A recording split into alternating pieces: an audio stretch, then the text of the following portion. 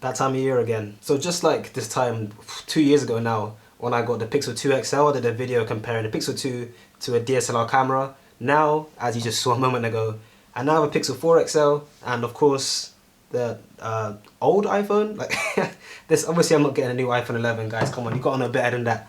But of course, Pixel 4 XL, Pixel 2 XL here, and let's go and do a camera test. So before we go into this properly, let me show, like the last time I did a video I was in Newport, and since then I've moved back into Bristol, which is quite cool.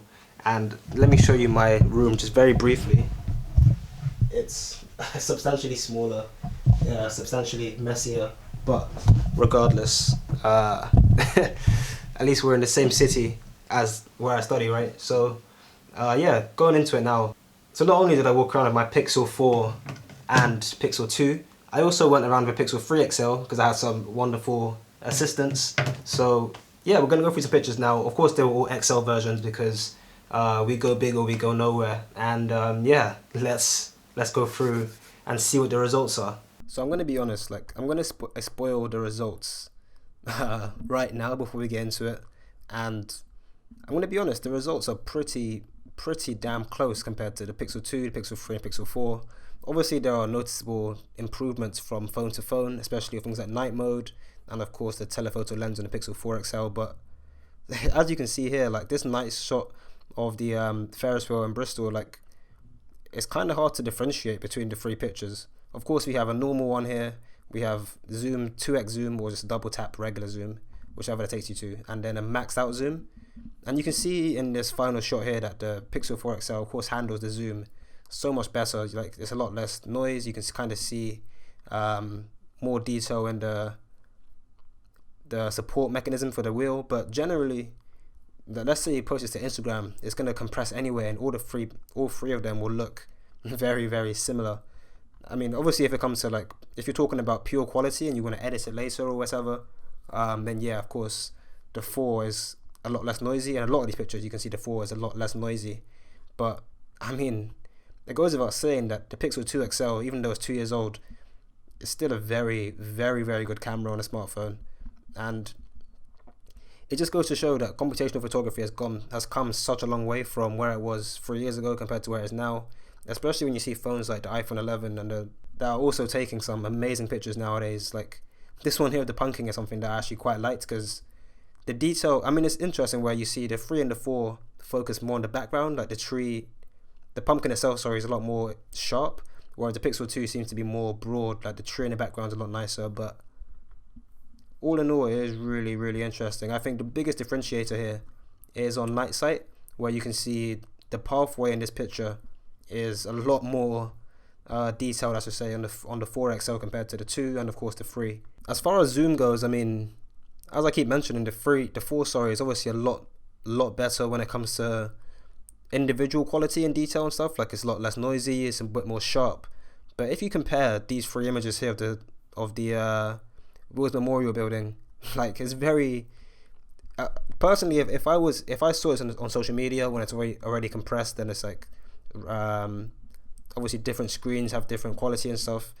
It'll be hard to pick which one of these 3 is a better picture. I mean, obviously now you're looking at a normal quality and you can quite clearly tell that the 4 is better, most notably because of the windows. You can see it's more detail in the windows, but as I mentioned, it is quite hard to pick a best one.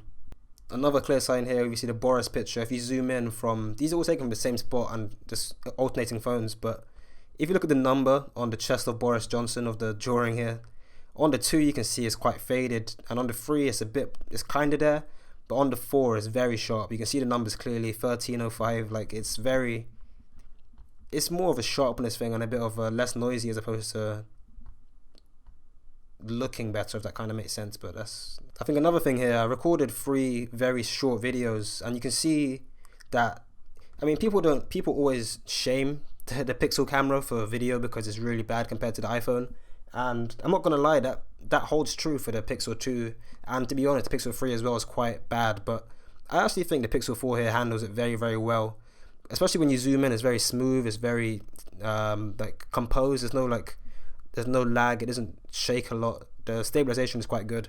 And even when I'm panning across here, you can see that despite there being like, it's not it's not a cinema quality video by any means. It's actually a lot better than what it was before, and I personally feel like I have no problems using this camera anymore. Before, in the past, I would be reluctant to use video, but this actually records very, very well, and you can see the difference straight away compared to the 2 and the 3. Like, it's so much more clearer, so much nicer, so much smoother, and video really has come a very, very long way. Of course, it's nowhere near what iPhone has. Like, the iPhone camera is still by far the best of video, but this is I can live with this. Last but not least, here you can see the main differences between a human portrait. So you can see the skin tones and stuff in the background, and different variations of course, portrait mode and zooming in and things like that. And I'm gonna be honest, looking at these pictures now side by side, it's kind of hard to tell which one is which. Obviously, I know which one's which, but they do look very, very good in all 3 of the phones.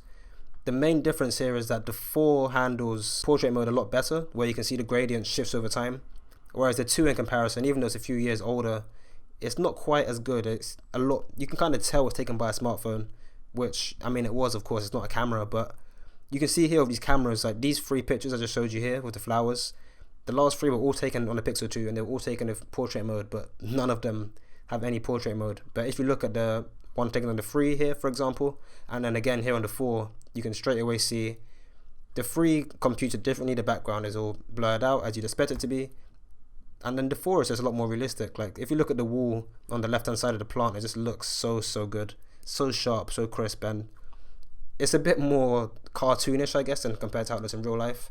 But this is still an amazing picture, and I can't, like, to think that was taken by a smartphone is quite insane. Good. If you look at the final picture here of the I don't know what these are, to be honest. These like flower like things. The 4 does look like so much better than the other 3. I think the 3 is quite nice. The problem with the 2 is it only focuses on the front one, so you can only really see the very first one, and it gets blurry straight away. And then the 3 is okay, but the 4 handles it so well. The edges are amazing. Edge detection is incredible. You can see the first 3, almost the first 4, in good detail. It's not too blurry yet, and then it gradually gets more and more blurred, and it just looks so much better on the 4 compared to the 2, and again compared to the 3. Fundamentally, like, in terms of like general use, this camera is unbelievable, and I feel like I found myself stopping more often and taking more pictures on the 4 than I ever had before on any smartphone, just because I feel that much more confident that even if it's a regular thing, like it could be a normal wall, like you see the regular wall in this background with me in front of it, but it still just looks like such a good picture, purely because, like, I mean, the colors are great, don't get me wrong, it's a nice background, but the pixel is something different, I'm not gonna lie. And things just are so much nicer with it. So I mean, that's basically it. That's in a nutshell. You can look through these again if you want, go back through and see which ones were your favorite. I personally think it's a no-brainer. I think the 4 is better in every single category here than the other ones, but even still, as I keep saying, it's not very far. Like, it's not, the 4 isn't that much better than the 2 to make you want to spend all the extra money. And it's a thing where, of course, Pixel 4 is going to get astrophotography soon, but for me, who lives in London and study in Bristol, like, I'm never going to get low enough light pollution levels to use astrophotography. The telephoto lens, of course, is better on the 4 because it actually has one, but when you consider the super res zoom that Pixel has anyway, it's not substantial to me, I'm not going to lie. I mean, I used to disagree with Marcus Brownlee and all the other reviewers when they were saying they wanted the wide angle lens, but now that I'm looking at it in real life, like, I don't really, the telephoto lens is cool, but I don't think it's needed, to be honest. I don't think it's needed, like, especially for me, like, all I do is post it on social media or something, and I'm not going to notice this difference much, especially, as I said, it's going to be compressed and things like that. So yeah, I mean, that's it. Obviously, if you want the latest and greatest, get the 4. It's also got the Pixel, I believe, the Neuro chip, and it's got 6 gigs of RAM, so it handles a lot better. Of course, Snapdragon 855. So as far as speed is concerned and taking pictures and things like that, then yeah, if you want the processing. And it's got one other cool thing, actually, is live processing. So on the screen, it actually shows you how it's going to look when it's taken, whereas on the 2 and the 3, you got to take it first, then let it process, and you realize it looks different. And also on the 4, the 2 sliders, you can change the shadows and the brightness. But other than that, like, if you're just going to be taking point and shoot, pull it out of your pocket, take a picture, put it back in your pocket, then I honestly think the 2 the 2 XL is still very, very good. So yeah, I mean that's basically it. Of course, as I said, go back through if you want to see some more. I'm going to be posting a lot of these on my Instagram anyway, just because that's what Instagram's used for. But yeah, that's basically it for me anyway. So if you enjoy, don't forget to subscribe, like, drop a comment, all of that, and I'll chat to you guys very, very soon.